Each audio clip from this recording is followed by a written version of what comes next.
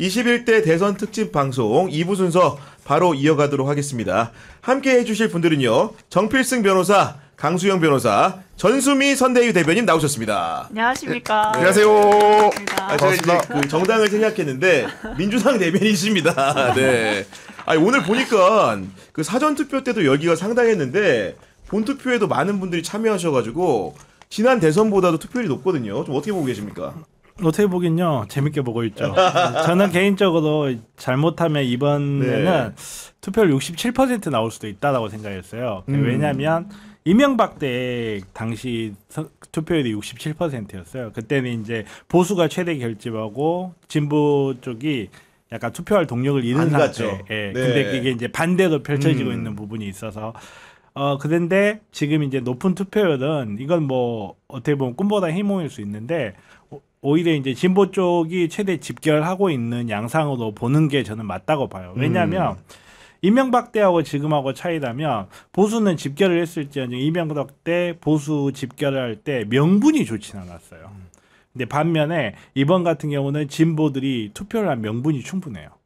그래서 보수 쪽에서는 투표를 하도 나오기 좀 꺼려할 거고 진보 쪽에서는 최대 집결을 할 거다. 저는 그렇게 봅니다.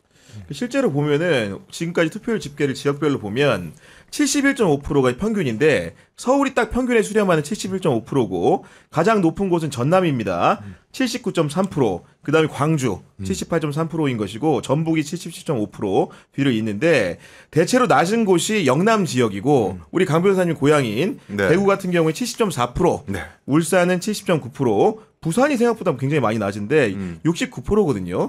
뭐 이런 같은 방면에서 해석을 하고 계신 겁니까? 그렇죠. 흐름은 다 그렇게 봐야 되는 거고 특히 이제 그 부산에서 경남에서 이렇게 투표율이 낮은 건 국민의힘 입장에서 굉장히 아픕니다. 이들이 내부적으로는 메시지가 어젠가 나왔지만 경남에서 결집하면은 골든 클러스터 가능하다.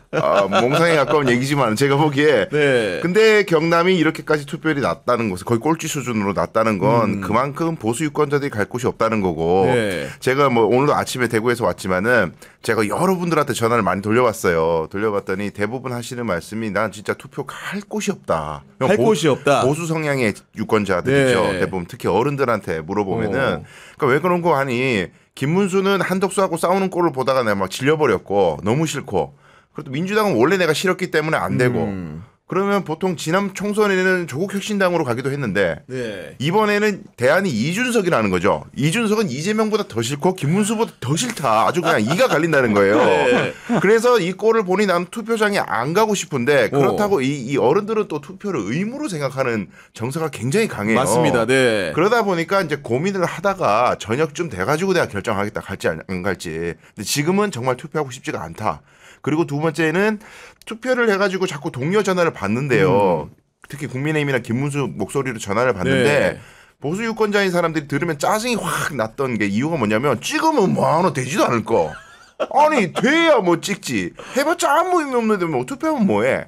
그러니까 박빙일 때는 다 결집하지만 워낙 벌어져 있으니까 유권자들이 투표 동력이 떨어진다는 거죠. 그러니까 선거가 기본적으로 통계의 영역인데 보면은 사실은 민주당 같은 경우에 민주당 후보가 TK 같은 경우에 30%의 벽을 넘기 어려웠고 PK 같은 경우에 40%의 벽을 넘기 어려웠는데 두 분의 설명을 종합하면 이번에 그런 벽을 깰 수도 있겠다 이런 생각 들거든요. 사실은 지금까지 선거공학적으로 보면 투표율이 득표율이에요. 근데 말씀하신 대로 보수 진영에서 특히 부산은 약간 이제 민주적인 성향 가지신 분들이 계신 분들인데 아무래도 보수 성향의 분들이 어차피 내 표 사표 될 거잖아라고 생각하실 수도 있고 그다음에 지금 김문수 후보 자체가 사실은 매력적인 후보가 아니지 않습니까? 여러 가지 설화도 그러니까 부부께서 너무 많은 이제 에피소드를 이제 실시간 그래서 보수 진영에서도 캐치프레이즈가 진짜 김문수인데 진짜 김문수를 실시간 보고 계시잖아요. 뭐 청렴하고 진짜 뭐 거짓말 안 하고 이러는데 청렴 무슨 청렴 뭐 헬기를 160 몇 번 타시고 그다음에 뭐 나 김문수야 나 국회의원 3번 했어 이렇게 말하신 분이고 너무 소방 헬기도 그렇게 막 열심히 이용하셨던 고객님이시잖아요. 그래서 막 거짓말 안 했다는데 앞뒤 우리 설란영 여사 우리 서방님은 겉가속이 너무 같으신 분이에요 했는데 겉가속이 같으시죠. 같으시니까 나 국회의원 3번 했는데 니까지 이렇게 얘기하시고 겉가속이 같으시니까 이제 여러 가지 설화가 있으시잖아요. 그래서 지금 뭐 리박 리스크까지 터지셔서 이제 네. 수습이 안 되는 상황이고 하기 때문에 보수 후보가 보기에도 그냥 좀 한덕수로 갔으면 어떻게 좀 해보겠는데 저 깡으로 버티는 김문수 미쳐버리겠네. 쟤 어차피 노동운동 하다가 배신자잖아. 여기 와서 왜 이러는 거야. 피곤하실 것 같아요. 저도 네. 사실 김문수 후보 이렇게 전화 받았거든요. 투표 동료 듣자마자 물론 제가 민주당에 그럴 수 있지만 이렇게 그 전신에서 치밀어 오르는 그 짜증, 그러니까 막 이렇게 짜증과 화를 올라오는 거를 주와 인마에 빠지게 하는 해서 굉장히 힘들었는데 뭐 보수분들은 얼마 저 되지도 않은 후보 나와 깡으로 버텨가지고 지가 왜 우리 당 망치는 거야? 이게 아마 그런 상황에서 결집이 힘들다. 아니 그리고 어제 사실은 김문수 후보가 마지막 유세를 하는 모습을 보니까 그게 좀 더 안타까웠는데 김문수 후보를 돕겠다고. 이낙연 이제 그 새미래 민주당이죠. 이분의 상임 고문이 나왔는데 본인이 마이크 독점권이 후보보다 길어가지고 청중들이 화를 내는 상황이 연출됐거든요. 그러니까 17분 이야기 하셨다더라고요. 네. 그러니까 여의도에서 그 시간에 이재명 후보는 유명인들 30명이 나와가지고 30초씩 17분을 이야기를 했더라고요. 그러니까 17대 17로 맞추려고 그러지 않았나. 조금 그런 생각도 좀 들고. 네. 그러니까 지금 이낙연 이분은 본인이 다시는 이런 마이크가 자기가 잡을 기회가 없다는 걸 알아요. 마지막 기회라는 마지막 거를 기회라는 걸 직감적으로 알아요. 알고 네. 본인 총선 캐치프레이즈가 뭐였어요? 마지막 불씨였잖아요. 지금 마지막 불씨를 이제와 태우시는 거예요. 네. 그리고 이분의 목적은 김문수 당선이 아니에요. 이재명 욕하는 거지. 이 좋은 기회를 놓칠 수가 없는 거예요. 아니 정말로 그러다 보니까 박지원 의원 같은 경우에는 그 똑똑하던 이낙연이 어떻게 이렇게 비참하게 바뀌었냐고 하시면서 조연이 주연보다 길게 말하니까 누가 후보인지 헷갈릴 지경이다 이런 얘기 하는 거 아니겠습니까? 드디어 제가 이낙연 욕을 할 기가 왔습니다. 욕 좀 하자. 지금 반절만 남겨주세요. 제가 하게. 그렇습니다. 아니 근데 제가 이제 다른 거 다 떠나서 이제 말씀하신 대로 자기가 말을 더 한다는 거는 김문수가 되기를 원해서 내가 나온 게 아니고 본인 할 말하고 싶고 나 이재명에 대한 시기심 내가 더 잘났는데 왜 저 사람이 스포트라이트 받아 이런 마음에서 이제 이런 행동을 한다고 생각하는데 주목하는 거는 근데 이제 이재명에 대한 비토를 하러 나와요. 김문수에 대한 응원이 아니고 이재명 욕을 하러 나온다는 거죠. 근데 뭐 사법 리스크가 어떻고 뭐 법을 마음대로 바꾸고 뭐 법원 판결에 불복하고 이런 얘기를 막 해요. 근데 이제 소위 말해서 이제 수박이라고 표현되는 그런 사람들에 대한 비판이 저도 이제 늘 해왔던 것이 자기들이 잘하고 본인들이 또 비전도 제시하고 새로운 정치에 대한 여러 가지 행동을 하면서 실천을 하면서 비판을 하면 설득력이 있는데 그렇죠. 지는 아무것도 안 해. 안 하다가 꼭 자기 이해관계가 걸렸을 때만 발딱 일어서 가지고 욕을 한다. 이재명 후보를. 그건 비판이 아니고 내 밥그릇 챙겨줘 얘기밖에 안 되는 거고 대표적으로 대구에서 아주 재밌는 일이 있었는데 대구에 다 일당 독재지만은 대구 시의원 중에 딱 한 명 있어요. 민주당 의원이. 그래요? 그 육정미 의원이라는 사람이 있는데 네. 이 양반이 갑자기 나 이번에 이준석을 지지할까 고민이다. 어제 기사가 이런 게 나왔어요. 근데 이 사람이 민주당 안에서 지금 그때 뭘 잘못해갖고 지금 중징계를 받았거든요. 징계 위기에 처해 있구나. 네, 중징계를 이미 받았어요. 받았는데 이런 사람들이 당에서 뭔가 혼이 나고 이러면은 자기가 갑자기 뭐 박해받는 사람 코스프레를 하면서 다음 공천이라든가 지방선거 내년에 있잖아요. 네. 이런 게 밥그릇이 위협에 처하면 갑자기 이재명 후보 욕을 하고 일당 독재가 어쩌고 뭐 이게 너무 가증스럽다는 거예요. 이런 게. 그래서 이런 사람들 싹 쓸어야 된다. 아닌 게 아니라 이낙연 후보 같은 경우에는 민주당에서 대통령 빼고 다 받았잖아요. 그런 사람이 지금 와서 이렇게 표현하니까 얼마나 유권자들 화가 납니까? 받을 만큼 다 받으신 분이 이러시니까 더 화가 나는데 저는 이유는 딱 하나라고 봐요. 대통령 병에 걸렸기 때문이에요. 그러니까요. 그러니까 얼마나 열받겠어 본인도 막 이렇게 총리 뭐 책임 총리 하면서 막 스님 받고 당 대표도 해서 지지율 높고 나 대통령 다 됐어 이렇게 했는데 갑자기 이재명이 훅 튀어나와서는 본인의 막 밀어내니까 네. 잠자가도 이재명 하면은 갑자기 일어나는 거 이불킥가 내가 이재명 때문에 안 됐어 하면서 얼마나 열받겠어요. 그러니까 오직 하나 그러니까 그러니까 모두 다 돼. 네. 되지만 이재명은 안 돼. 그러니까 너만은 안 돼라는 그 신념 하나로 지금 민주당에서 받을 거 다 받아먹고 지금 김문수 했잖아요. 그러니까 민주당 당원들의 딱 두 가지 지금 소리가 있습니다. 이낙연 우리 위대한 존엄께서 두 가지 중요한 역할을 하셨다. 너무 잘하신 게 있다. 첫 번째 민주당을 탈당하시고 너무 땡큐 베리 감사. 너무 감사. 첫 번째. 두 번째 어제 그러니까 김문수보다 17분 20분을 잡고 계셨다. 아, 이 두 가지 우리 최고 존엄께서 일을 하셨다라고 너무 그 당원 동지들이 너무 감사해요. 아니, 그래서 저는 그래서 이 자리를 빌어서 진짜 이낙연 너무 우리, 감사드린다. 예, 존엄께 너무 아니, 감사드린다. 그거는 생각이 짧은 겁니다. 예, 왜 그렇습니까? 김문수가 5대 이야기했으면 우리한테 이혼했어요. 아, 그럴까요? 아, 그리고 이게 사람이 로또 2등에 당첨이 되잖아요. 그럼 정신을 못 차려요. 아 로또 2등이 오히려 네. 1등보다 무서워. 1등은 그래도 자기 받을 거 다 받았어. 그렇지. 어찌됐건 받을 거 다 받았으니까. 근데 2등은 내가 숫자 하나 때문에 엄청난 이익을 놓쳤다. 이 사고가 강하거든요. 그때부터 사람이 정신을 못 차요. 분명히 2등까지 해서 수천만 원의 이익을 얻었는데 네. 그 한 끗 차이 때문에 내가 마땅히 받았어야 될 걸 못 받았다라는 생각에 합리적 사고를 전혀 못 하거든요. 그러니까 우리나라 총리들이 애우가 별로 안 좋아요, 보면. 대부분 총리들이 지금까지 총리 중에 국가의 원로로서 자리 잡고 있으신 뭐 이해찬 아니면 정도, 정세균 정도? 그 네. 정도지. 나머지 다 보면 약간 그러니까 로또 2등 맞고 1등에 도전하다가 1등에 발로가 도전을 비참해지지, 하는데 그죠? 네. 자기의 역량이 거기까지라는 생각을 안 하고 자기가 1등에 못 간 게 남 탓이라고 생각을 해버리거든요. 네. 그러다 보니까 이 모양이 꼴이 되는 거죠. 아니 근데 우리가 모두가 좀 비슷하게 평가하는 게 이낙연을 선거 파트너로 김문수가 영입한 것은 본인에게 마이너스가 된다고 지금 평가를 하고 있는 거 아니겠습니까? 근데 김용태 비대위원장이라는 분이 오늘 오전에 국민의힘 TV에 출연해서 뭐라고 얘기했냐? 그 선거 상황을 설명하면서 호조권들을 두 번째 변곡점은 이낙연 지지 연듯하다. 아마 전국의 많은 중도층 시민들한테도 영향이 가지 않았을까 이런 얘기를 했는데 대변인님. 아, 중도가 바보 멍청이 개가 아니거든요. 이게 보수층들이 좀 착각하는 게 국민의 개 바보 돼지로 봐요. 그러니까 이렇게 사는데 중도층 바보 아니고요. 아니 지금 12월 3일 날 다들 장갑차 몸으로 맞고 군인들 몸으로 막았던 국민들이에요. 근데 그러한 국민들이 이런 내란 세력과 김문수와 결탁을 해서 김문수 지지선언 하는 거를 이낙연을 잘했다. 와, 이낙연 중도야. 너무 잘했어. 합리적이야. 바보 멍청이 아니고요. 무엇보다 네. 국민들 다 알아요. 이낙연의 눈에는 국민이 없습니다.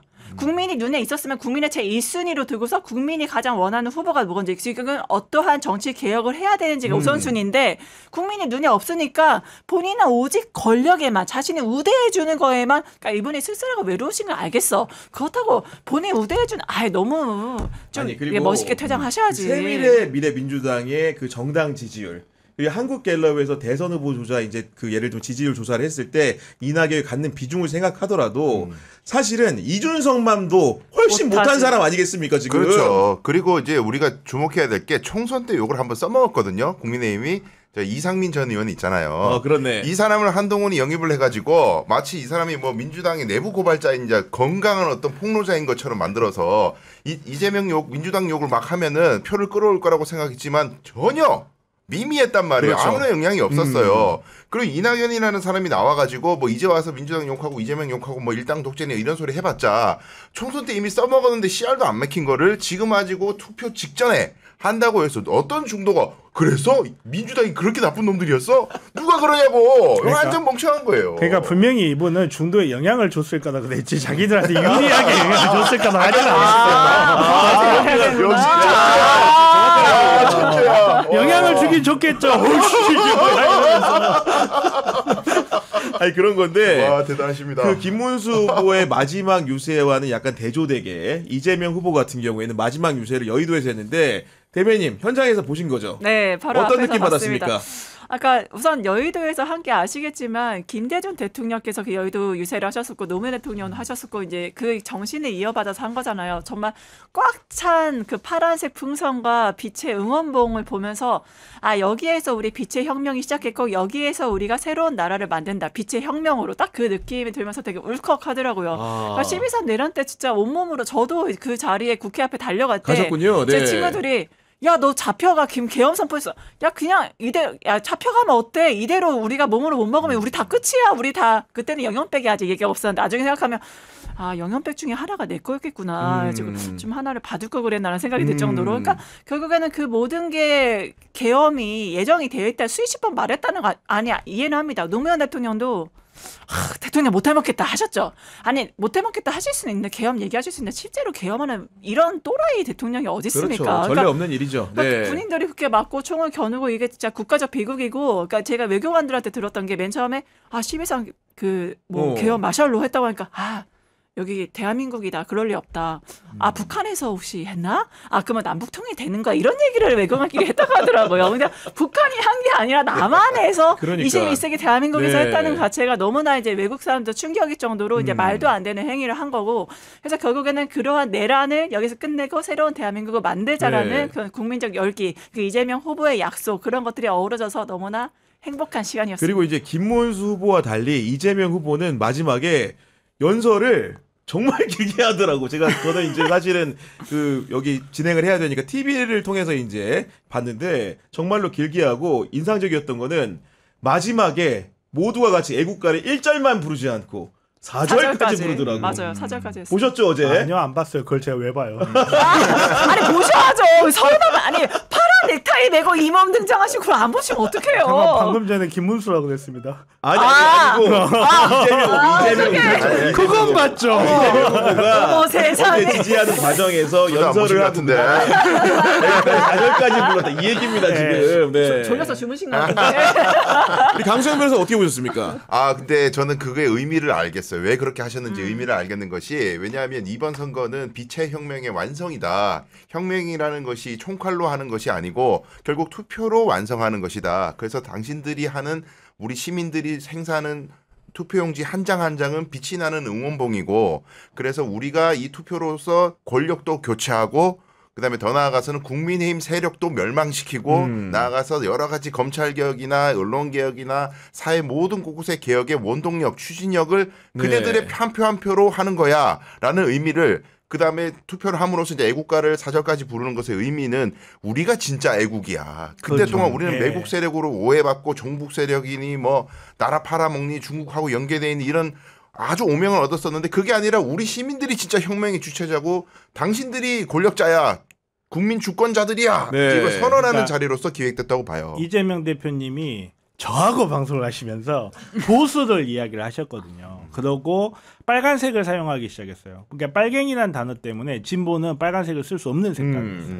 그리고 우리가 태극기를 뺏겼었어요. 저는 사실 애국가 4절까지보다는 되게 인상적인 사진 하나 있어요. 그 사진 중에 태극기가 휘날리는 사진이 있거든요. 지금까지 태극기는 극우들이 자기네들의 상징으로 써왔었어요. 그렇습니다. 근데 그 태극기를 찾아왔고 애국가를 찾아왔고 빨간색을 찾아왔어요. 이거는 민주당이라는 당이 보수 쪽으로 영역을 넓혀가고 있다는 뜻이기도 하고, 국민의힘이라는 당이 설 자리를 점점 잃어가고 있다는 뜻이기도 해요. 빨간색을 쓴다는 거는요, 민주당에서 빨간색을 쓴다는 건 자신감이에요. 나는 니네들이 우리한테 빨갱이 웃기지 마. 우리 빨간색 쓸 거야. 너 국민의힘이 빨간색을 쓰는 거는 아무도 의심하지 않아요. 민주당이 빨간색을 쓰면 저 빨갱이들 소리를 듣는단 말이에요. 근데 이제는 국민들이 아무도 그렇게 이야기해봐야 니네들 말 듣지도 않아. 누가 우리가 혁명의 색깔 그리고 피의 색깔 빨간색 쓸 거야. 그리고 우리가 태극기 휘두르고 우리가 진짜 보수로서 애국가를 부를 수 있을 거야. 그러니까 우리 사회가 얼마나 많이 변하고 있는지를 지금 상징적으로, 되게 상징적으로 보여주는 거예요. 네. 그러니까 사실은 선거 공보물에도 파란 물결 속에 이제 빨간색을 쓴 거였고, 어제도 여의도 집회 장면을 봤더니 파란 군중 속에 빨간색 옷을 입은 무리가 있었으니 그 세해병 사건으로 경각심을 갖게 된 해병 대원들이 나온 거 아니겠습니까? 네, 최승원 사면 사건으로 저희가 정말 여러 가지 뭐 윤석열 정부 실책을 얘기하지만 뭐 이태원 참사도 있고 최수근 사면 사건도 있잖아요. 그러니까 그런 거, 그러니까 이상하게 세월호도 그렇고 왜 보수 정권만 들어가면 이렇게 참사가 일어나는지, 결국엔 철저히 사람이 아니라 경제 논리, 돈의 원리로 보기 때문에 국민을 도구로 보고 안전을 우선치 않는 이 모든 패턴이 가는 거거든요. 네. 결국엔 그런 것 때문에 거기에 빨간색 옷을 입고 앉아 계신 분들을 보면서 좀 어떤 분들은 놀라시기도 했죠. 그러니 뭐야 이거 국민의힘 아니야 이렇게 네. 처음에 얼핏 보면. 네. 네. 근데 오히려 그렇게 이태원 참사 유족분들도 어루만지시고 최수근 상병의 그 아픔들, 우리한테 해병대란 무엇입니까? 정말 나라를 지키는 최전선에 계시는 그렇습니다. 정말 용감한 전사들이잖아요. 그분들의 아픔도 우리가 같이 어루만져서 대한민국이 전쟁 없는 한반도, 평화가 우선되는 한반도, 한반도 리스크가 없는 한반도로 앞으로 나아가겠다는 그런 의지인 거고, 무엇보다 이제 애국가 말씀해 주셨는데 애국가 장면이 너무나 인상 깊었던 게 처음에 모든 주인공이 다 국민이에요. 그러니까 누구 지도자가 한 명도 안 나오고요. 거기 이재명 대표도 안 나오고 우리 그 일제 시대부터 의병들이 어떻게 나라를 다시 되찾아왔는지 그 태극기를 배경으로 그거부터 해서 국민들이 어떻게 어려운 시기마다 이 국가를 되찾고 재건하고 네. 함께 만들어왔는지를 맨 마지막 사절에서 나오는 게 바로 저희 빛의 혁명.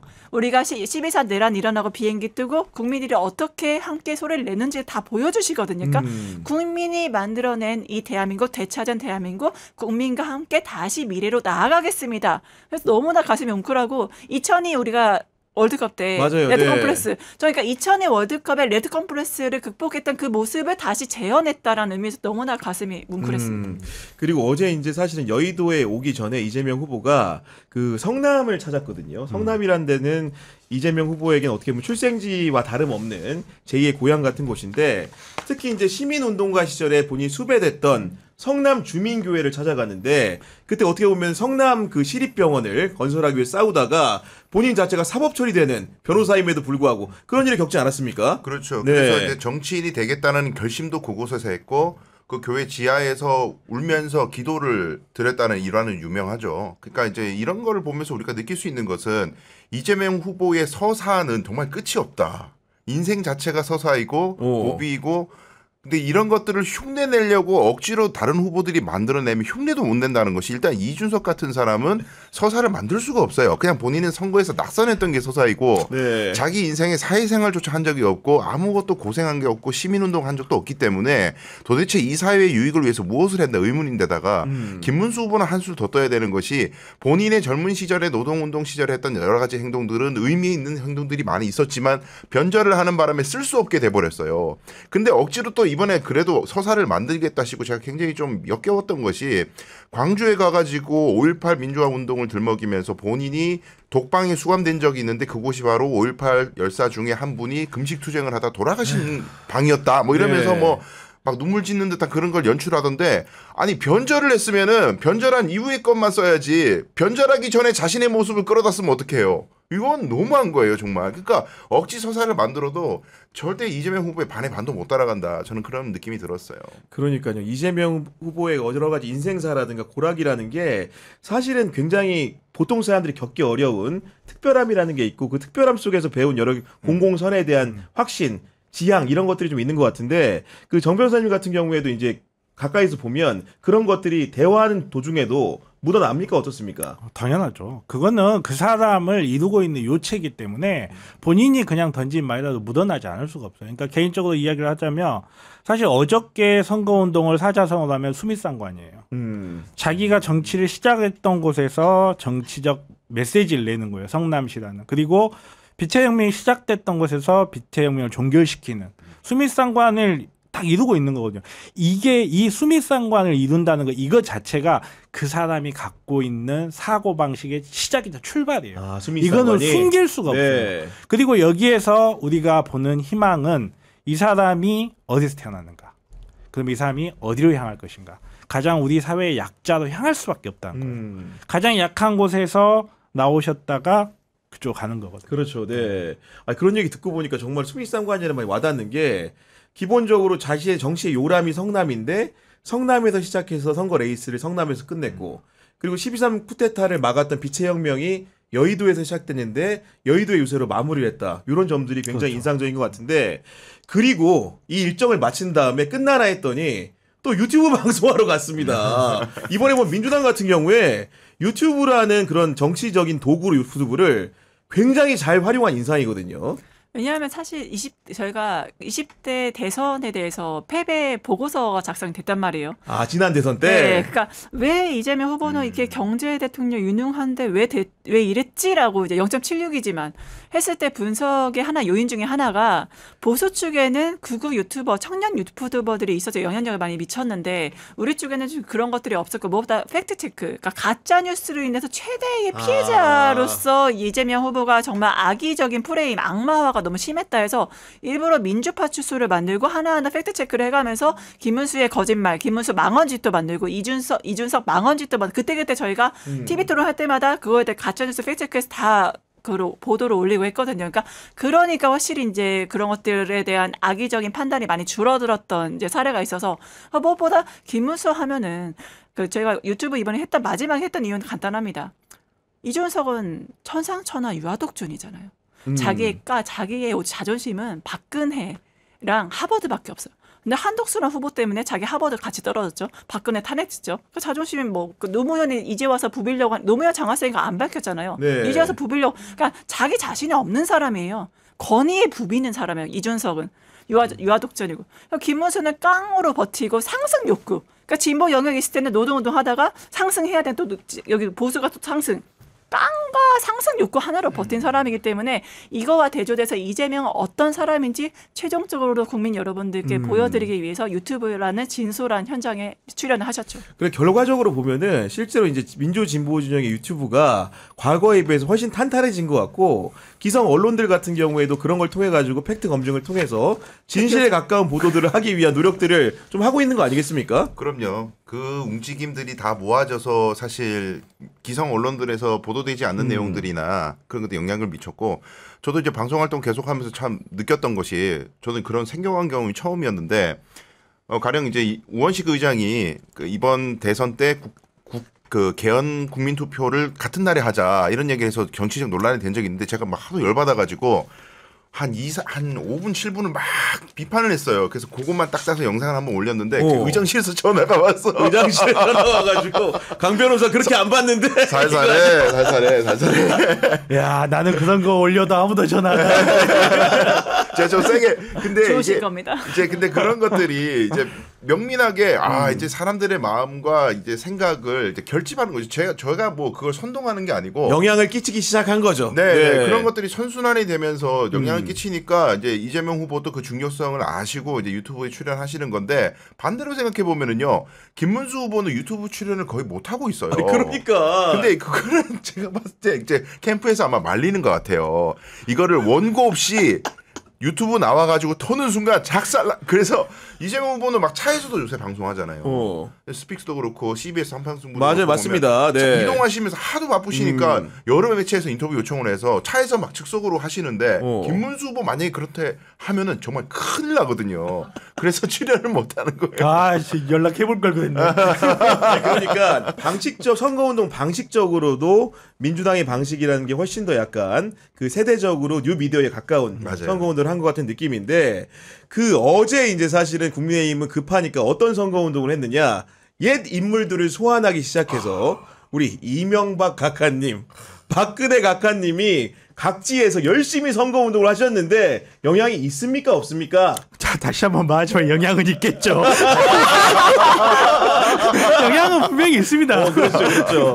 그게 어떤 식으로 영향을 미치느냐의 문제지 영향은 분명히 있고요. 글쎄요, 이게 그래도 그 두 분 아무리 나와봐야 오늘 아침에 다른 두 분이 나와버리시는 바람에 그 영향 다 묻혔어요. 어떤 푹푹 여기 말씀하십니까? 남자 한 분, 여자 한 분 어저께 나와가지고 했는데 오늘 아침에 남자 한 분, 여자 한 분이 나와가지고 모든 걸 다 묻어버려가지고 분명히 영향은 있긴 있을 것인데 그 영향이 과연 니들한테 좋겠니? 뭐 이런 정도. 그리고 저는 개인적으로 선거운동을 만약에 도와준다고 나온 거면은 김문수 잠바 입고 도와주면 되지. 그렇죠. 그렇지도 않아. 네. 거의 반쯤 걸리신 듯한 느낌으로 유세를 하다 보니까 그리고 이명박 전 대통령 같은 경우에도 기자들 메모를 봤더니 이제 따라다니니까 이제 막판에 가가지고는 이제 기자들이 이제 그만 와도 될 것 같다는 취지의 말을 할 정도로 정말로 김문수를 당선시키고 싶으면 밤샘 유세를 해야지. 당연하죠. 그런 각오와 의지도 안 보입니다 지금. 그럼요. 그리고 이제 저는 그분들의 등장에 영향을 그냥 목격한 거는 어떤 게 있냐면 오늘 아침에 제가 대구에서 이제 기차 타고 올라오기 전에 투표율 추이를 보니까 그래 투표소도 나가 보니까 많은 거예요 사람이 아침 6시 7시 때 다 이제 노인분들이 많으시고 이제 인터넷 들어가서 이제 지역별 투표율도 볼 수 있잖아요 대구 그렇죠. 안에서 네. 보니까 가장 압도적으로 높은 곳이 대구 달서구였어요. 달서구라 하면 조원진 우리 공화당의 지역구 그러니까 박근혜의 등장으로 그런 사람들 부정선거를 주장하는 사람들이 아침에 뛰쳐나온 정도의 효과 거기까지다. 그게 이어가지 못하고 지금 대구 투표율은 거의 최하위로 내려갔잖아요. 네. 그래서 못 이어가잖아요. 그리고 박근혜 전 대통령 같은 경우에는 그 윤석열에 앞서가지고 가장 먼저 탄핵된 역사에 유례없는 대통령이고 이명박 전 대통령은 또 어떻습니까? 사실은 여러 가지 비리 혐의로 사후에 구속된 이제 오명을 이제 얼룩진 분들인데 그런 분들이 어떻게 보면 쫓겨난 대통령을 대신해서 치른 선거에서 김문수를 돕겠다고 나오는 것 자체가 선거운동의 상징을 생각해 보더라도 이미지적으로 이해가 안 갑니다, 솔직히. 근데 저는 그게 국민의 힘이라고 봐요. 우리가 좀 그냥 어떤 사물을 있는 그대로 좀 봐주는 배려가 필요하지 않나. 그러니까 예전에 뭐 이완용이라던가 그런 이제 뭐 친일 세력들, 나라 팔아먹은 매국노 세력들부터 시작해서 뉴라이트에 이어지는 박근혜나 이명박 대국민 사기 했잖아요. 뭐 다스하고 뭐 국정농단하고 그런 정신들이 하나의 결집체가 그 자체가 국민의 힘이기 때문에 좀 너무 이상한 일은 아니다. 국민의 힘은 이런 당입니다라고 전 국민에게 생중계하시는 거로서 굳이 이상하게 볼 필요는 없겠다 생각합니다. 그래서 결국 이런 기운들이라는 것이 그 민주 진보 진영의 유권자, 특히나 이제 부동층이라고 불리는 정치적 이념적으로는 중도적으로 불리는 분들이 유권자들로서 투표장에 많이 나오지 않을까 싶고, 사실 지난 대선을 비춰보면은 97년 김대중 후보와 이회창 후보가 맞붙었던 때 양측이 결집하면서 투표율이 80%를 이제 그 벽을 뛰어넘었는데, 이번 같은 경우에는 투표율이 어떻게 될지에 대해서 관심이 많은데 지금까지 추이 자체는 나쁘지 않거든요. 어느 정도까지 갈 거라고 보십니까? 80까지는 안 가고요. 80까지는 안 가고 저번보다는 좀 더 높을 것 같아요. 지난번보단 높다. 77보다는 좀 높지만 80까지는 안 갈 것 같다. 왜냐하면 다시 한번 말씀드리지만 보수가 결집할 동력이 없어요. 네. 그래도 뭐가 되려면 보수도 결집하고 양 진영이 최대의 힘으로 최대 파워로 부딪혀야 보수 쪽에서도 내가 찍으면 될 수도 있어. 우리 그렇죠. 후보가 될 수도 있어 하고 진보 쪽에서도 내가 찍으면 될 수도 있어. 이게 돼야 되는데 우선은 이미 사실 12월 3일 날 대선 추이는 결정이 됐어요, 그때. 아무 의미가 없어요. 그 뒤에 것들은. 그러다 보니까 보수 쪽에서는 결집할 의미도 없고, 그렇다고 해서 명분이 좋냐. 예를 들어서, 우리 김문수라는 사람이 어디다 내놔도 부끄럽지 않아. 이번에 못 되면 차기라도 될 수 있을 거야. 이런 차원에서 내가 이 사람한테 정치적인 힘을 실어주고 싶다. 이런 명분이라도 있어야 되는데, 심지어 명분조차 없어요. 그러니까 지금 결국 보면은 잊을만 하면 12월 3일을 상기시킵니다. 네. 그렇잖아요. 잊을만 하면 그분이 또 나오고 그녀가 또 나오는데 오늘도 투표일이라고 또 기어 나오셨습니다. 보니까. 그러니까요. 21대 대선 선거일에 윤건희 부부가 서초동 아크로비스타 인근에 학교를 가서 투표를 했는데 그 모습이 또 가히 좋지 않았습니다. 네. 저는 가장 주목했던 것이 가방을 뭘 들고 나오나. 잃어버린 사라진 샤넬백을 들고 나오지 않을까. 굉장히 기대했거든요. 네. 도대체 뭘로 바꿨기에. 그 교환한 샤넬백이 뭘까? 엄청 궁금했는데 에코백을 들고. 그러니까 친환경 소재 14만 원 상당의 에코백을 들었다는 에코백 안에 뭐가 들어있을지 몰라. 그 안에를 봐야지. 반수했습니다. 저는 반수하셨습니다. 개인적으로 그 두 분이 투표하고 나서 영화 보러 갔으면 제가 인정합니다. 한 번 더. 부정선거 한 번 더. 부정선거 이미 시대장 예산을 무슨 소리세요? 말고요. 예. 신명? 신명. 그렇죠. 나는 직관할 수 있다. 두 분이 손깍 꼭 잡고 여보 우리 이야기가 영화가 됐대. 뭔지 모르고 무당 나오는데 보러 가시죠. 본인의 전기 스토리잖아요. 너무 감동적일 것 같아. 잘했으면 인정합니다. 자 인정해요. 그때 더 소름 돋는 거는 윤석열이 웃는 모습을 보여가지고 제가 그게 굉장히 소름 끼쳤거든요. 그러니까 억지로 웃는 것 같긴 했는데 거기서 반성하는 표정이 나와야 되는데 그렇죠. 웃어버리니까 진지함이 사라져버려. 게다가 예. 기자님의 질문이 왜 검찰 수사에 불응하느냐라고 물으니까 그렇지. 웃으면서 뒤돌아봤어요. 그게 약간 저는 센 척 느낌이 들었거든요. 네, 저도 그렇게 봐요. 저도 골목 그렇게. 대장이 네, 옛날에 그 헌재 탄핵 심판 때도 네. 김용현 전 장관이 나와가지고 굉장히 불리한 얘기를 하니까 막 웃어 막 파한대소하면서 사실 쫀 거고 사실 전곡을 찔린 건데 웃으면서 센 척 아무렇지도 않은 척. 네. 가증스러웠어요. 그러니까 질문 내용이 뭐였냐면은 검찰 수사를 언제 받을 거냐 이런 질문이 있었고 사전 투표가 부정선거라고 생각하냐 이런 질문도 있었고 탄핵 때문에 조기 대선을 치르게 됐는데 국민들한테 할 말 없냐 이런 질문도 있었고 아까 말했던 수사에 왜 불응하냐 이런 질문을 했는데 결국은 늘 우리가 기자들이 국민들이 그에게 듣고 싶은 답은 늘 못 듣고 지가 하고 싶을 만만 합니다. 늘 하고 싶을 때 그러지 않습니까? 아니 국민들을 뭐 계몽시킨 분도 있으시잖아요. 뭐 계몽 계리도 계시고 하는데 계몽이 안 된 이런 그 미개한 국민들이 이거 나의 깊은 뜻을 못 받아들인 거다. 당연히 그렇게 생각하고 있지 않겠어요? 아니요. 그게 아니고. 그것도 아니에요? 저는 기자들이 잘못했다고 생각해요. 기자 잘못이에요? 예. 옆에 있는 여자한테 물어봤어야지. 그걸 왜 그러니까 V1 옆에 V0한테 네. 좀 물어보셨어요. 거기에다 그분은. 물어봤어야 답이 네. 나온다고 저는 생각합니다. 허렁이님이 기자님들 현장에서 이렇게 물었어야지 님 쫄? 이렇게 물었어야지라고 허렁이님이 그리고 아까 신명이라는 영화를 이제 말씀하셨는데 누가 보더라도 김건희 씨를 염두에 둔 영화 같은데 그 김건희 씨의 저는 오늘 드레스 코드도 약간 무슨 의미가 있는지 궁금했던 게 아까 백은 아까 우리가 해설을 해드렸고 흰색 정장 맞아. 재킷에 검정색 바지 그리고 흰색 운동화를 신었거든요. 무슨 의미입니까 이게? 나는 순백같이 깨끗한 사람이다 이런 의미입니까 아니, 혹시? 그러면 까만 바지는 입지 마. 저는 약간 종교인 보는 오, 느낌이 맞아요. 그러니까 그 JMS나 신천지처럼 예배 영상 보면 약간 백색교 교주처럼 네. 백색교 예, 교주. 백색이니까 딱 하얀색 정장 입어 백색교라는 거 세우시려고 하나 약간 원래 교주시잖아요. 제가 이태원 참사 이런 제일 놀랐던 게 우리나라 불교나 기독교나 원래 정상적인 종교들이 있는데 거기는 다 구석을 치워놓고 검은색 모자에 무슨 검은색 옷을 입은 사람이 절대 한국 사람이 아닌 거예요. 막 이렇게 뭐 주문을 외우고 있어. 경찰한테 예. 물어봤어요. 했더니 일본 쪽이죠. 무슨 일본의 무슨 종교 거기 뭐 주술사 하여튼 그런 사람이 와서 이태원 참사 그 메인 골목에서 무슨 뭘 네. 주술을 외우고 있는 거예요. 경찰한테 물어봤죠. 이거 뭐냐고 했더니 이거 그 윗선에서 이분한테는 허락하셔가지고 지금 이게 영혼을 이렇게 위로하고 있는 거라고. 그러니까 너무나 영적인 분이시기 때문에 오늘도 이제 영적인 그 기운을 받아서 선거를 임하시려는 게 아닌가 굉장히 무서웠어요. 아니 오늘도 이제 보면은 경호원을 대동했고 초등학교 정문을 나가가지고 차가 내려오고 문을 열어주고 들어가는 모습을 보니까 아직도 본인이 내란 우두머리에서 큰 중죄를 짓고 곧 이제 깜빵에 다시 갈 수 있다는 인식을 그가 하고 있을까.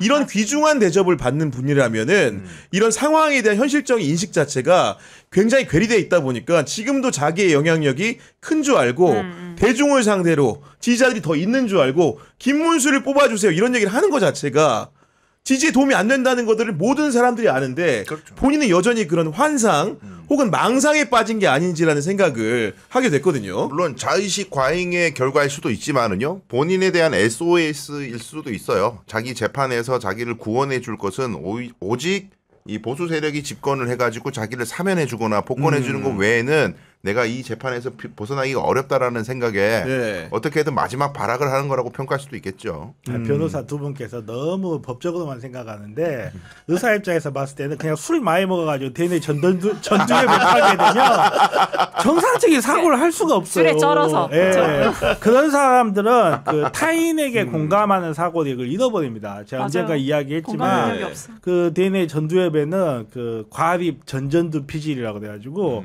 우리 사람이 내가 남의 입장에서 생각하게끔 하는 뇌의 부분이 있어요. 네. 술 먹으면 거기부터 파괴돼요. 그렇구나. 남의 입장에 생각을 못 하는 거예요. 자기 그냥. 중심적인 사고만 남게 되는구나 결론적으로는. 자기 중심적인 생각 아주 그냥 보통 이제 요즘 메타인지라는 말 많이 하잖아요. 네. 메타인지가 박살 난 거예요, 그냥. 야, 그런 설명해 주셨는데 지금 우리가 어떻게 보면 전반적인 국면 자체가 민주당 이재명 후보의 유리한 형세인 건 분명히 맞는 것 같은데 이 좋은 분위기가 사실 한번 꺾일 뻔했던 것이 지난달 1일에 대법원에서 이재명 후보의 공직선거법 사건을 파기환송하면서 굉장히 위기의식이 있었는데 그때 솔직히 법조인이시니까 그리고 대변인으로 계시니까 그 결과지를 받아들였을 때 캠프의 상황 어땠습니까?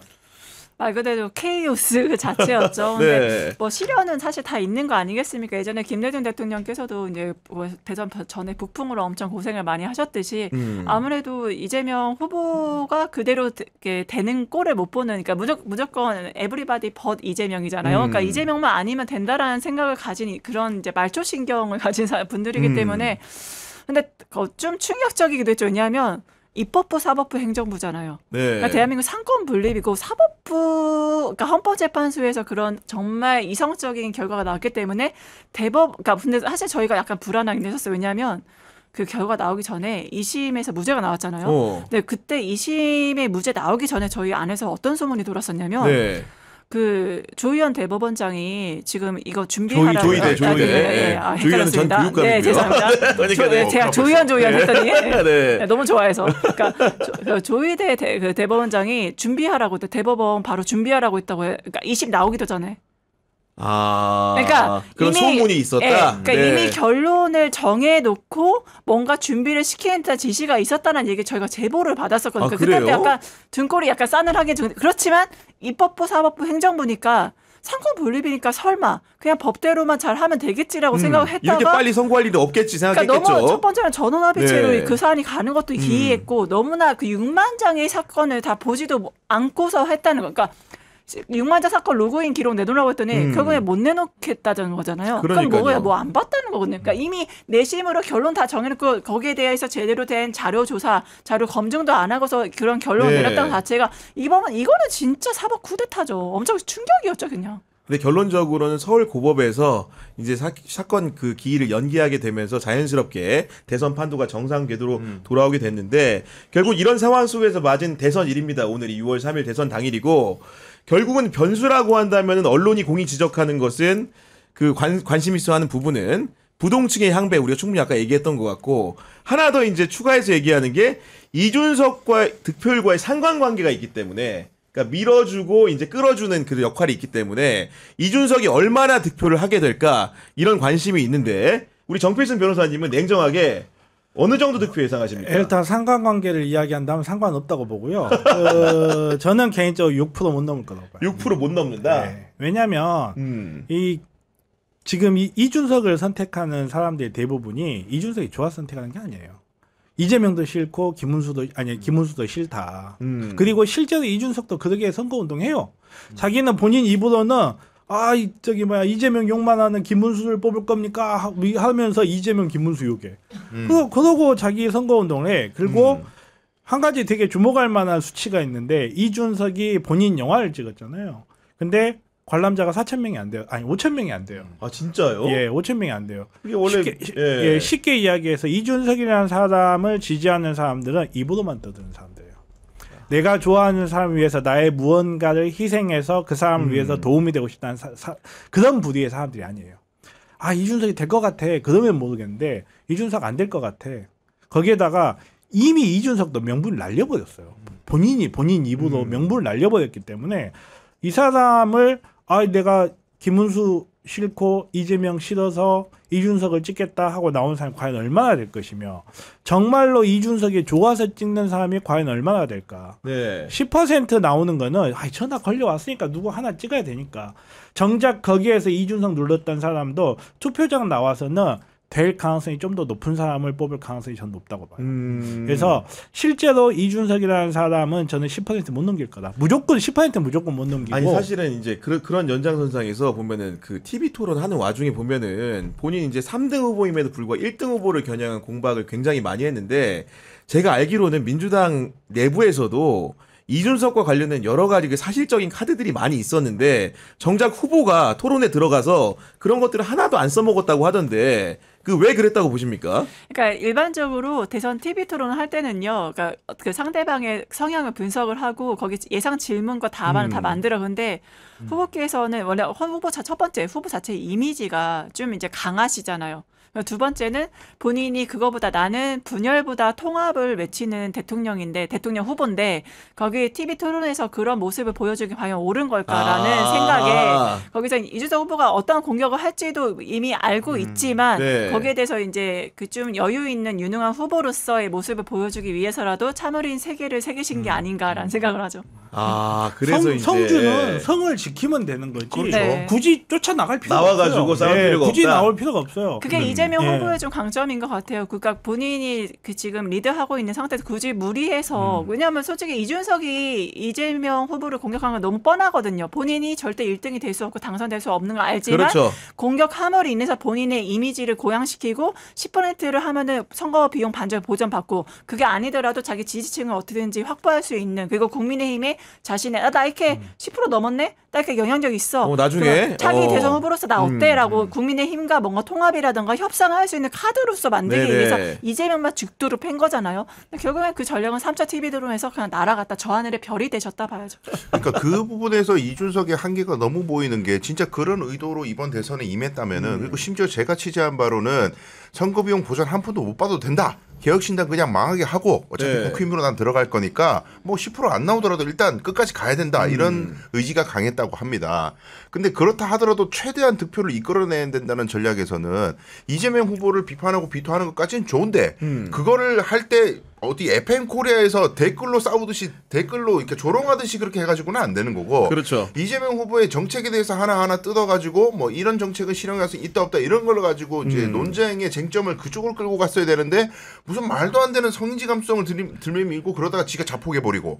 그러니까 이게 악플로 수준의 펜코 여론에 그 편승해가지고 하다가 완전히 나락으로 가버렸잖아요. 그러니까요. 네. 그 지금 이대로라면 이번 선거는 둘째치고 앞으로의 정치적 생명도 미래가 끝났고 국민의힘의 이제 친윤 세력 중에 일부는 자 우리가 이번에 선거를 대표하면은 김문수는 이제 후보 책임론을 들먹여가지고 당신이 우겨가지고 말이야 한독수하고 단일화 안 해가지고 이 패배를 한 거 아니야 한독수가 했으면 10개까지 지지 않았을 거야 이래가지고 날려버리고 그 다음에 이제 국민의힘을 다시 재편하고 뭐 당명 바꾸고 하는 과정에서 아이콘을 새로 세운다면은 야 옛날에 우리 아픈 안 좋은 추억이 있지만 다시 한번 화해해가지고 이준석을 옹립해가지고 젊은 보수 새로운 보수 이렇게 한번 괜찮지 않을까? 네. 요런 딜을 시도했을 거라고 봐요 친윤이.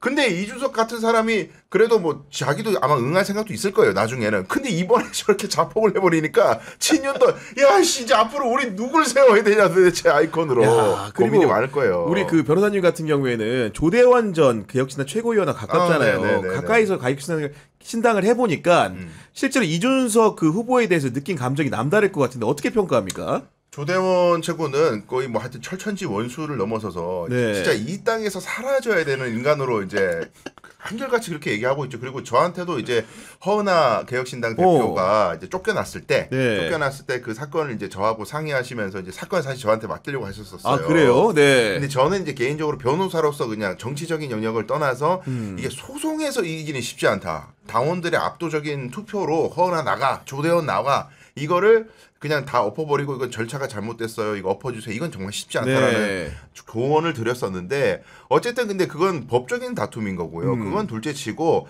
이준석이 지나온 자리에는 풀뿌리 하나 안 남더라. 다 떠나가고 이거 뭐 싹 없잖아요. 아무도 없어. 다 나갔어. 김용남, 허은하고 다 나가고 양양자 나가시고 이게 뭐 남아있는 사람도 뭐 조홍천 이런 사람 코빼기도 안 보이는 거고 지금 천하람 혼자 앉아있는데 천하람 제 친구 너무 안쓰러워요.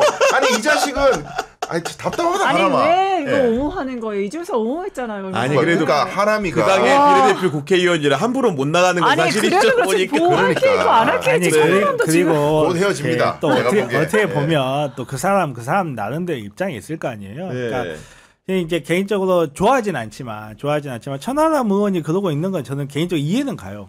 어찌 됐건 간에 자기 데리고 가가지고 동지니까 정치적으로 그리고 자기 어찌 됐건 간에 국회의원 시켜준 사람이잖아요. 어찌 그렇죠. 됐건 간에 그러니까 인간으로서 그냥 같은 인간으로서 저 정도는 할 수도 있겠다 하고 이해는 가는데 이준석이라는 사람은 그러니까 개인적으로 봤을 때 이제 이 적각학 사태 이후로 지금 본인의 이제 성비위 문제까지 터져 나오고 막 이런저런 문제들이 있으면서 그냥 이제는 더 이상은 정치적으로 효용성이 없지 않을까. 효용의 측면에서 정치적으로 효용성이 없다. 너무 바닥을 너무 일찍 너무 적나라하게 드러내버렸어요. 저는 개인적으로 이준석이 이번 대선에 안 나왔어야 된다고 생각해요. 다른 걸 다 떠나서. 그러니까 본인이 너무 무르익지가 않았어요.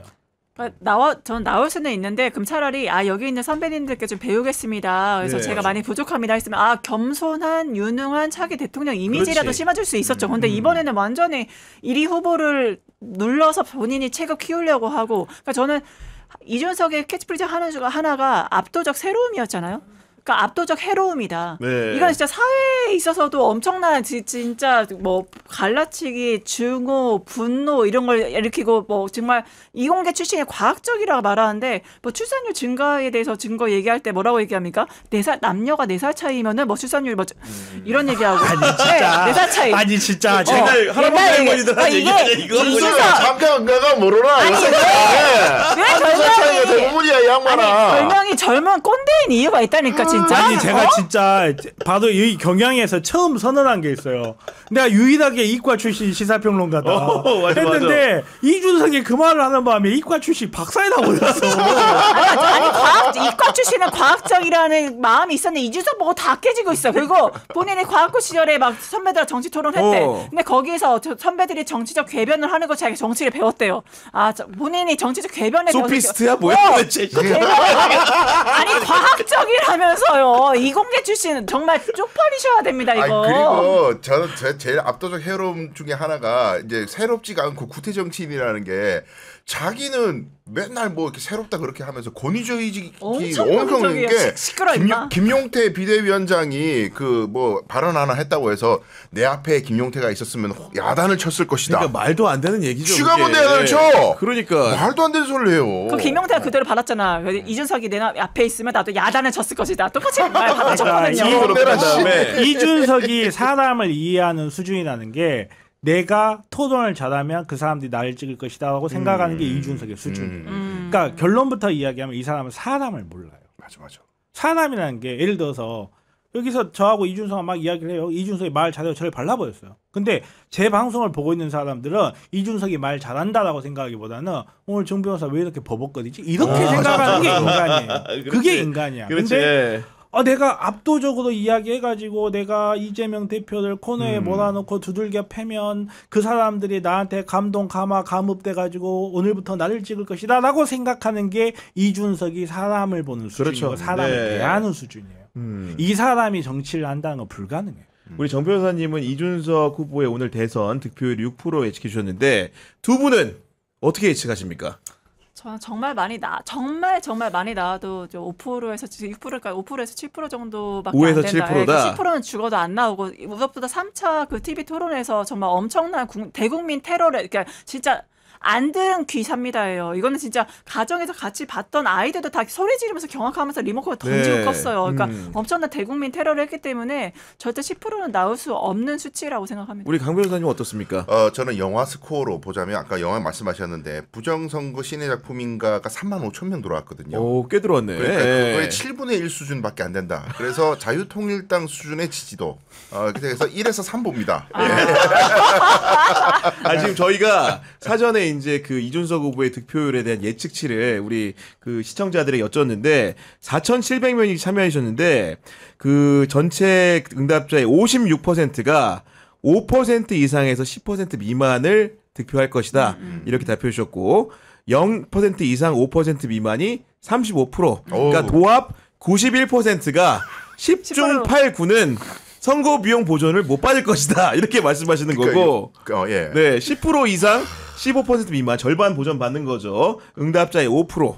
15% 이상 전액 보전은 3%에 불과하다. 이런 말씀드립니다. 그러니까 이 수준의 후보자에 대한 미디어 노출도가 왜 이렇게 높은 것인가에 대해서 우리가 주목해야 돼요. 60일밖에 안 되는 선거 기간에 제일 기사 많이 나오는 게 이준석이었어요. 진짜. 예. 맞아요. 이건 문제예요. 언론도 특히 SBS 같은 언론은 정말 비판하고 싶은 게 TV 토론을 편집을 잘해요. 하이라이트를 뽑아가지고. 네. 근데 그 영상들이 다 어떤 하이라이트냐면 사회적 함의가 있는 부분에 대한 하이라이트가 아니고 이준석이 비꼬면 상대방이 이렇게 대답 잘 못하고 이런 걸 골라가지고 그런 것들을 하이라이트라고 재미 위주로 편집을 해서 그걸 FM 코리아에서 막 열광해. 이준석 만세, 토론 잘한다, 토론 천재 이준석. 그 링크 가지고? 네. 그러니까 이런 식으로 소비성, 흥미 위주로 언론이 자꾸 이준석을 소비하니까 이준석은 더더욱 소비 위주로, 흥미 위주로 가고 저런 잔기술로 유명세를 탄다. 유명세 때문에 자꾸 방송에 나오고 방송에 나오니까 또 유명해지고 이게 진짜 끊어야 된다. 얘기 듣다 보니 부러운 것 같은데 지금. 너무 부럽습니다. 아니, 도와주십시오. 정말 부럽습니다. 이준석과 같은 언론 할애양을 만약에 권영국 후보가 받았다면 오. 그랬다면 우리 사회가 발전하는데 훨씬 도움이 됐을 거예요. 진짜. 맞아요. 맞는 말씀이네요. 네, 그런데 어쨌든 이준석 후보가 3차 TV 토론을 기점으로 여론의 지지가 기울기 시작하다 보니까 오늘 그 투표일이 결국은 이제 오늘 하루밖에 남지 않았는데 김문수 후보 측에서는 드디어 골든 크로스가 된다 이런 얘기를 하는데 어떻게 생각하십니까? 그러니까 말씀드렸지만 오직 인생을 상승 욕구와 깡으로 버텨왔단 말이잖아요. 그러니까 좀 그 현실을 못 받아들이시다 보니까 그 무엇보다 지금 제가 보기에는 김문수는 대선에 이기는 것보다 당권. 그러니까 본인이 어떻게 이제 최소 40% 정도는 받아서 그 다음에 이게 내가 나니까 40% 받은 거야. 내란하고 계엄했는데 어떻게 40% 받아? 그런 논리에서 당권을 장악하는 또 이게 뭐 당 대표를 하든지 뭔가 유지하려는 그 욕심 상승 욕구가 강장한 사람이기 때문에 그거에 기인해서 여러분 자꾸 이제 뭔가 결집을 해야 하잖아요. 왜냐면 아까 사표 나왔잖아요 보수. 그러니까 내가 해봤자 김문수 내가 돼야겠어. 어차피 못 이기는데. 근데 그렇지만 여러분 제발 투표해 주십시오. 속으로는 겉과 속이 다르죠. 그러니까 속으로는 그래야 내가 당권이라도 장악하거든. 나 좀 해먹고 싶어. 제발 도와줘. 겉으로는 여러분 우리 보수와 결집해야 됩니다. 저에게 표를 주십시오. 골든크로스 희망을 이게 전 국민 가스라이팅을 하고 있는 게 김문수다라고 했습니다. 아니 저는 이제 골든크로스는 믿지도 않지만은 개인적으로 궁금한 거는 김문수가 40%를 넘는 득표를 할 것인가 말 것인가는 좀 궁금해요. 관점이죠. 전 국민의 판단이 과연 어떤 것인지 김문수 후보에 대해서 우리 강 변호사님은 어떻게 보십니까? 40%가 넘는다면은 네. 저는 오늘 새벽에 서울역에 옷을 다 벗고 들어 눕겠습니다. 그럴 리가 없다. 저는 절대로 그럴 리가 없다고 생각해요. 아니 궁금해서 뭐가요? 옆에서 아니 아니 궁금하네. 이게 40%가 넘으려고 그러면은 이준석이 살아있는데도 40%가 넘는다는 얘기를 하는 거잖아요. 네. 그 정도라 그러면은 골든크로스 수준이 아니고 완전히 막판에 어떤 대형 악재가 터져가지고 이재명 후보에 대한 대형 악재가 터져가지고 선거판이 막 뒤흔들려야 돼요. 근데 뭐 예컨대 유시민 작가의 어떤 발언, 문제적 발언이라고 이제 자꾸 이제 뭐 문제를 키우려고 그러는데 그런 것 때문에 사람들이 분노해가지고 투표 안 하려고 했다가 내가 유시민 말 듣고 짜증나서 투표해야 되겠어. 네. 이런 인과관계가 지금 과학적 분석이냐는 거예요. 말이 안 되잖아요. 그러니까 김문수 골든크로스 이야기는 윤석열이 자기 지지율 50% 넘어간다는 소리 하는 거랑 똑같은 거예요. 아니 근데 저는 이제 이런 상황 속에 김문수가 이제 희망적 사고를 하면은 누군가 옆에 좀 도와줘야 되잖아. 윤석열이라도 가만히 도와주고 있고 뭐 해야 있잖아요. 되는데 도와주고 있잖아. 오늘 제가 이제 새벽에 잠이 안 와가지고 유튜브를 딱 열었는데 갑자기 띡 상단에 올라온 게 있었으니 우리 그 천공의 정법 강의 아시죠? 정법 강의 주제가 왔더니 부정선거야. 언제 녹화됐나 봤더니 6월 1일에 강연한 거를 오늘 올린 거예요. 선거 당일에 부정선거를. 그러니까 천공이면 누굽니까? 윤석열, 김건희 뭐 스승이라고 한때 알려져 있었고 여러 가지 의혹의 당사자이기도 한데 이분이 질문부터 대단합니다. 질문부터. 이분한테 질문하면 답하는 형식이니까 한 질문자가 스승님 대선 기간이라서 선거에 대한 질문을 드립니다. 사전선거에서 부정이 도를 넘고 있다고 합니다. 심지어 중국인 의심자의 투표도 있다고 하니 주권 국가까지 흔들리고 있는 듯 합니다. 그래서 질문을 하는 겁니다. 첫 번째, 중국 공산당 손아귀에서 언제쯤 벗어날 수 있겠는지요.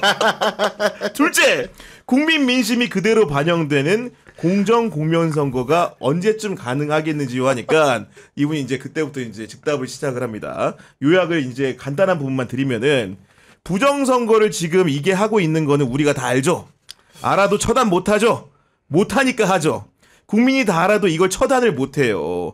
환경을 그렇게 만들어 놓은 데서 무슨 짓을 못 해요. 한 사람 한 사람이 말을 그렇게 갖고 떠든다라고 해서 이게 정리가 되는 게 아니고 이 힘을 모아가지고 정리하면 정리가 되요라고 하는데 그 얘기인즉슨 부정선거가 지금 일어나고 있다라는 것을 버젓이 선거 단일에 윤석열과 김건희와 가깝다는 분이 전 국민의 공중을 상대로 본인의 강의를 업로드합니다. 어떻게 해야 됩니까 도대체? 도대체 천공 강의를 왜 보시는 건가요? 근본적인 질문하셨나요? 아니, 근데 빨리 뜨더라고 보니까. 천공이라는 사람을 제가 뭐 볼 때마다 진단반 해가지고 대가리에 천공이 나면 저게 된다. 진담만이면 진담이잖아요. 이렇게 이야기를 하는데 일단은 이분이 영업을 하는 방식을 봐야 돼요. 이분 얼마 전까지만 해도 이재명이 대통령이 되면 안 된다는 법이 있냐. 네. 그렇죠.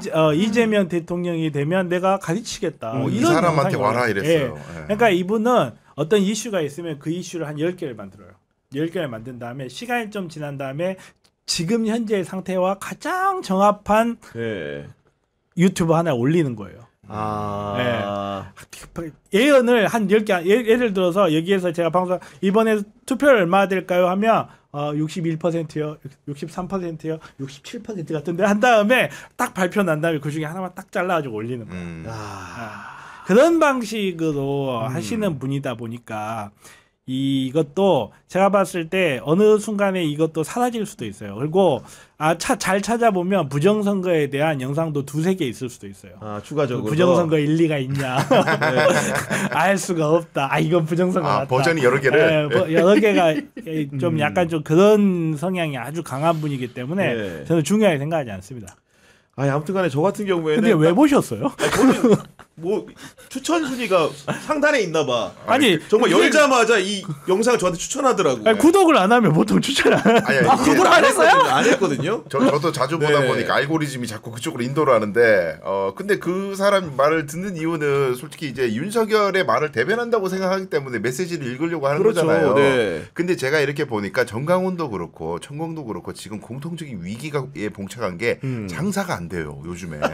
동력을 잃어버린 것이 본인의 예언이 틀린 게 너무 많아요. 지금 결과적으로 윤석열은 탄핵이 됐고 결과적으로 스코어도 안 좋고 선거도 지고 있어요. 네. 근데 정반대의 얘기를 메시지를 내왔거든요.